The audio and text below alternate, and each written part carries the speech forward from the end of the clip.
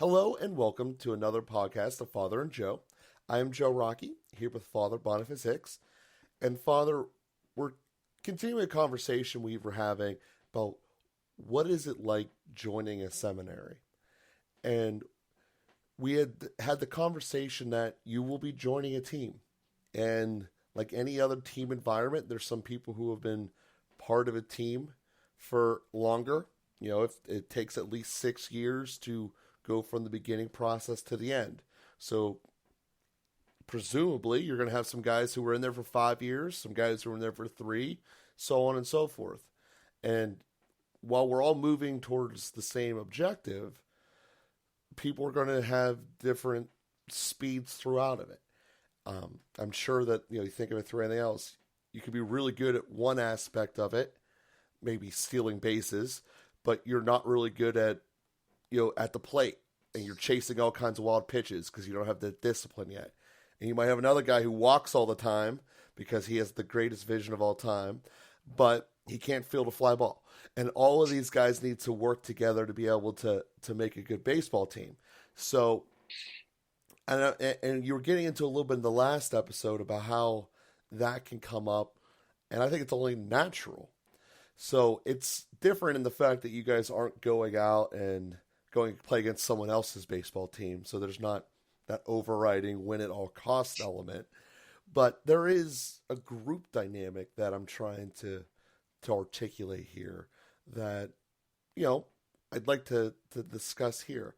And then also at some point in this cast, just to put it out there, when people do discernment points, because I think that also can be an intimidating thing, especially as the adage is that guys never like commitment. So to get into that, when are decisions actually made, to kind of get those articulated here during this cast, and also wherever else the conversation will go. So with that being said, I hand the ball to you, Father. Okay, Joe, thanks. Yeah, great points and great questions.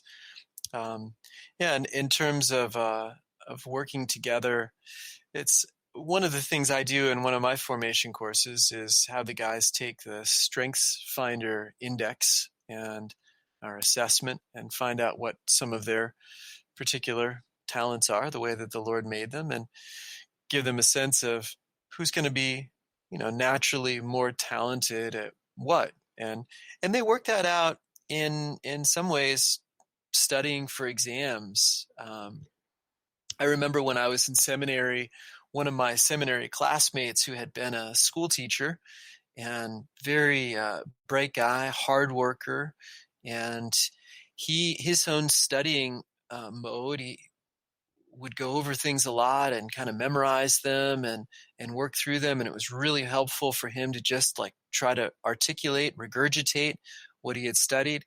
For myself, I like taking an input, and I can take in things pretty quickly, and we'd study together the night before the exam, and I would go pretty much unprepared. He would reiterate his whole note, all of his notes from memory, ask me questions. We would interact about it. That was really good for him. And I could basically take in what he was saying and kind of check it with him. And that was really good for me. And we both did great in seminary. And neither of us could have done as well without each other, even though we did, very, very different things. So those are the kinds of things we want people to discover and the kinds of things that we want them to practice. We have several international students in our seminary. We have a couple of seminarians from Beijing in China.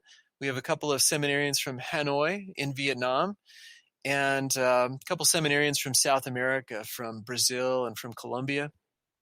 And those guys that speak English as a second language have some of their own challenges. Obviously, all the classes are in English. And so they find some ways to check notes with guys that speak English as a first language to make sure they're getting the right things. They get help from brothers in terms of studying for exams, or even understanding the model for exams. We have a pretty good idea of the kinds of exams we have in the United States. People from other countries are used to oral exams, are used to different kinds of written exams, very different.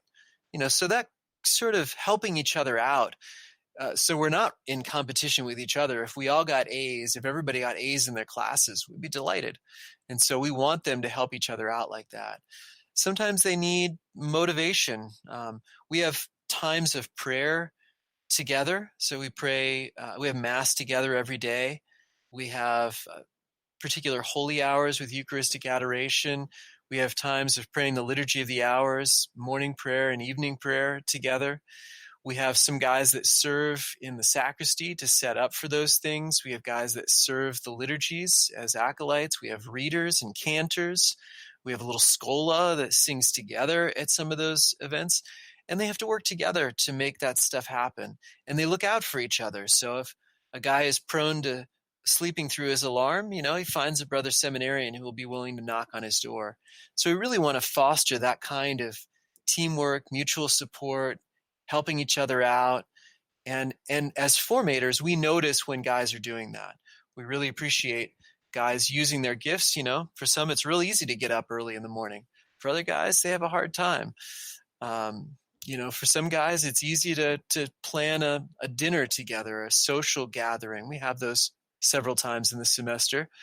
For other guys, it would be more challenging. They just putting it all together, inviting people or whatever. So we find out where guys can plug in and use their gifts and help them in some cases where their weaknesses would be a real impediment for priesthood, try to at least strengthen those areas. So it's a lot of good teamwork that goes on, mutual support. We have all the different years. We have some who will be ordained this year, and we have some guys who will be ordained 6 years from now.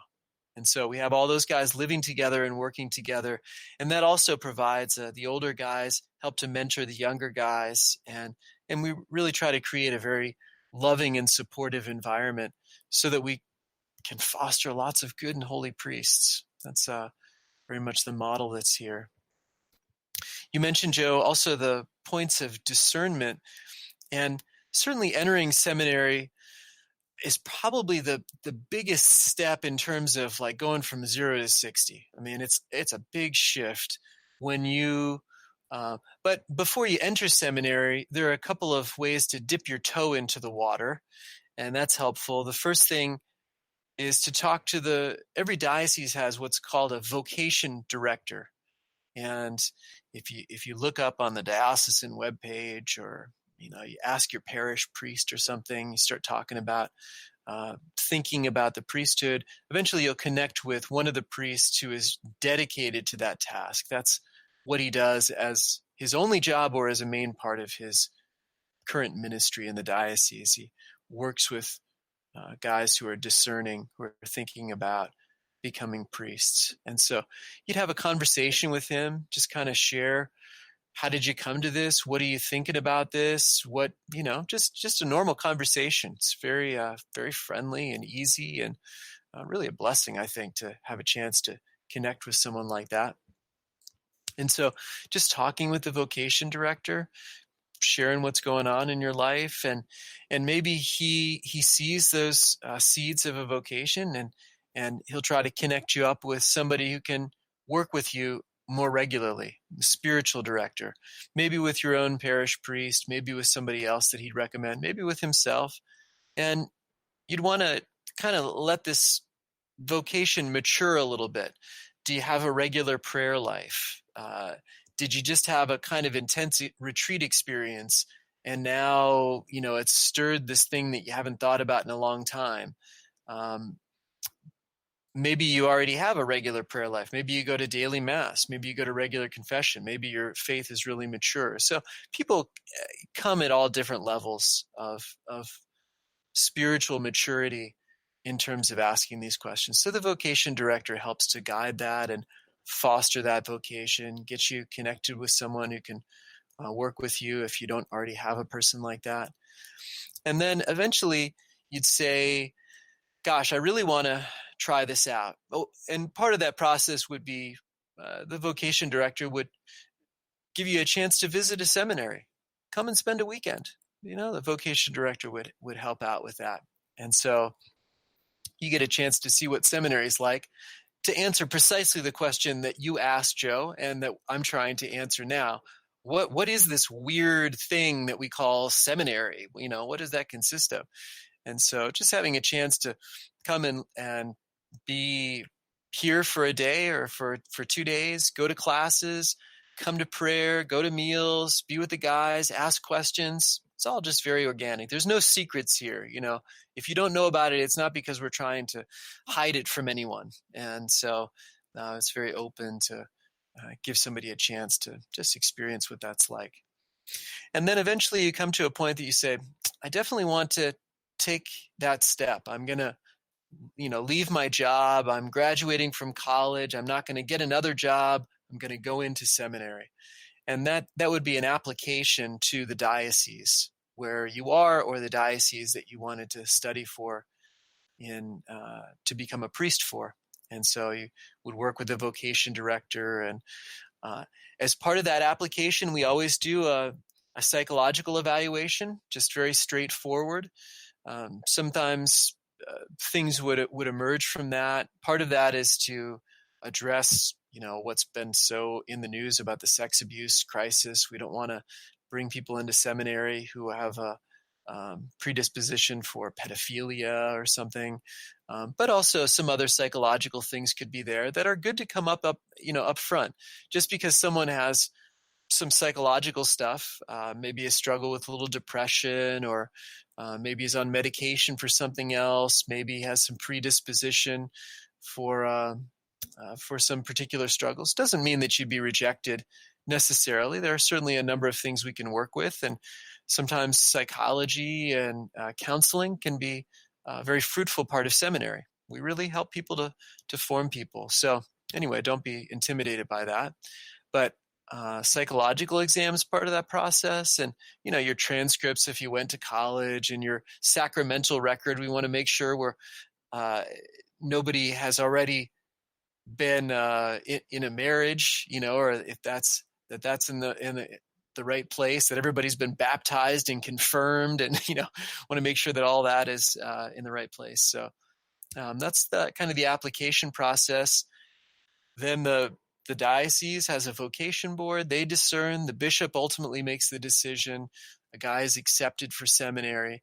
And then the bishop works with the guy to say, well, which seminary now am I going to send you to? And we would be one of the options at St. Vincent Seminary. Then you enter seminary, and really every year is a kind of, you can leave at any time. There's nothing holding people in seminary. Every year would be a particular time of discernment. Is this something you want to keep going forward with? And then there are steps. We have instituted ministries, lector and acolyte. Ultimately, candidacy is a big step. That's really where you're making a more firm commitment and saying, now things could come up. I'm not making a vow, but I'm really committing myself. This is where I see the Lord leading me. I've been through several years of seminary. I'm going to move forward. Then diaconate, ordination as a deacon, that's a vow. So that's a firm commitment. That ordination is an irremovable sacrament. Once a deacon, always a deacon.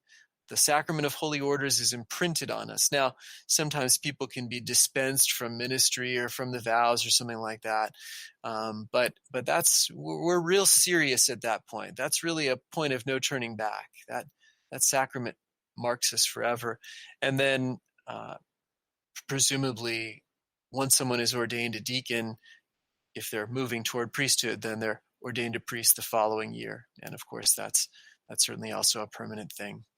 So a number of points of real serious discernment, both on the part of the candidate and on the part of the diocese. The diocese may decide, yeah, you're not a good fit. You've got some limitations that we think are going to be too problematic. We've worked on something and we just don't think this is your call. And so we're going to ask you to move on and let you go. So that discernment goes both ways. That makes sense. Obviously you want to make sure that you're essentially the bishop's choosing who he's going to have working for him, essentially. So one of the other thoughts that had come up there, and this might be a total non-issue or it might be something, but it's definitely a concern that people have around college, and given that this isn't exactly like college, but at the end of the day, how do you pay for it? Is it covered by you going out and getting loans? Is it the grant system? Who pays for it? Yeah, that's a great question, actually. I love those kind of nuts and bolts questions. In the United States, the standard is that the diocese pays for it. So, and it's a lot of money. It is a college. You can think of private college because we got to, the formators need to eat and have a roof over our heads. So you're paying for that, and the institution, the structure, all of this kind of stuff. So it's a serious investment that a diocese makes in a man as he moves him forward toward priesthood. That's the standard in the United States. Different countries, that works different ways. I think it's still the case in Brazil, for example. I just know that because we have some connections with Brazil here, that the seminarian would pay for all or at least most of seminary. And that becomes problematic in some places because obviously not everybody has the money to afford 6 or 8 years at the kinds of prices that you pay for a private college education. And so you end up getting a kind of richer cast of seminarians, which can create some issues, or you'd take out loans or something. But in the United States, the diocese pays for it. Yeah. Well, that makes sense because at the end of the day, I mean, everyone has their different motivations for everything, but most people go to college to try to get a high paying job. So therefore, taking out a loan isn't a big deal. Right. You don't go to become a priest to become rich. That's right. You're becoming rich in spirituality, not in currency.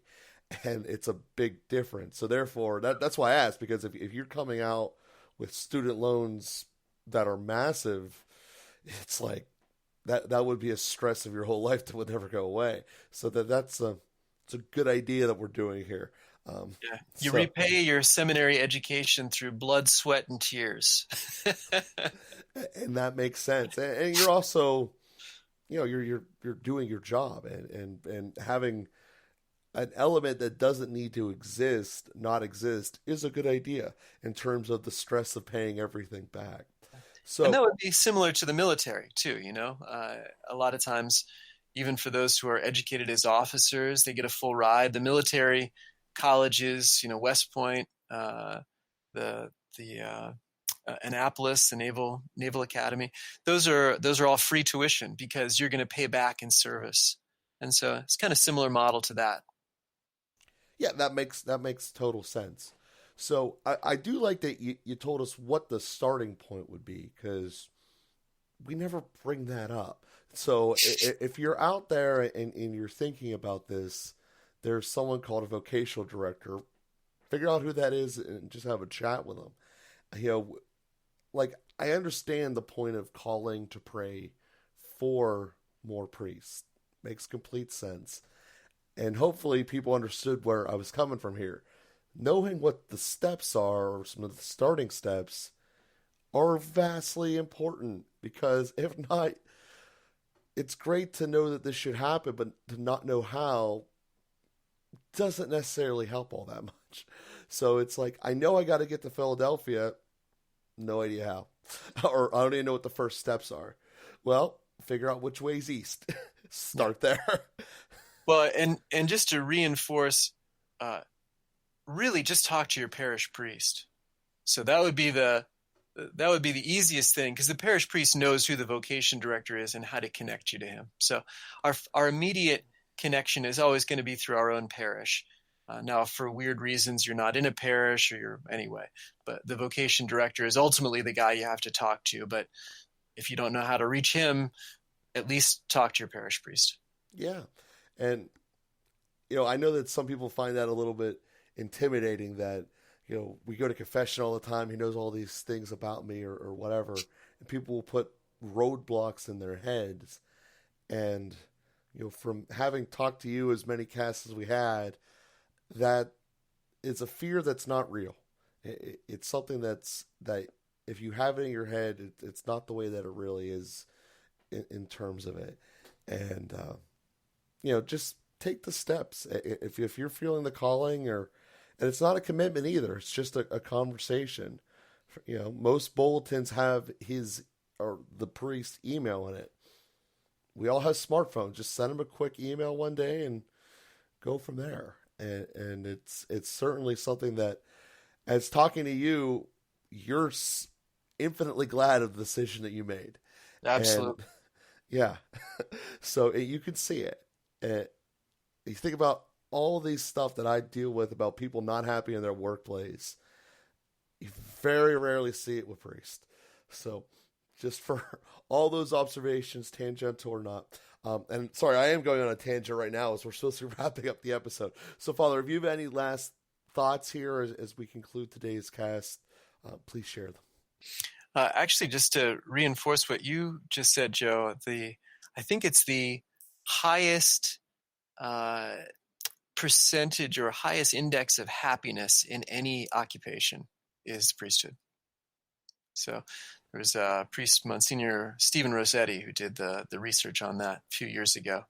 I'd have to, but anyway, yeah, it's priests are happy. There's a lot of jobs, highest level of job satisfaction. That's what it was in any occupation is in the priesthood. And if you really boil it down, it makes a whole lot of sense. You're every day strengthening your spirit in one format or another. And there's a lot to that. We all have different motivations, but as we've discussed many times, that's the highest calling. So with that being said, we thank everyone for listening. Please share the cast, especially if these last two, if you know anyone who might be thinking about this. We made this to be kind of a stepping stone that spend 20 minutes 2 times and kind of see if it would help. So we thank everyone for listening. We'll be here with you again next week, and we'll talk to you then.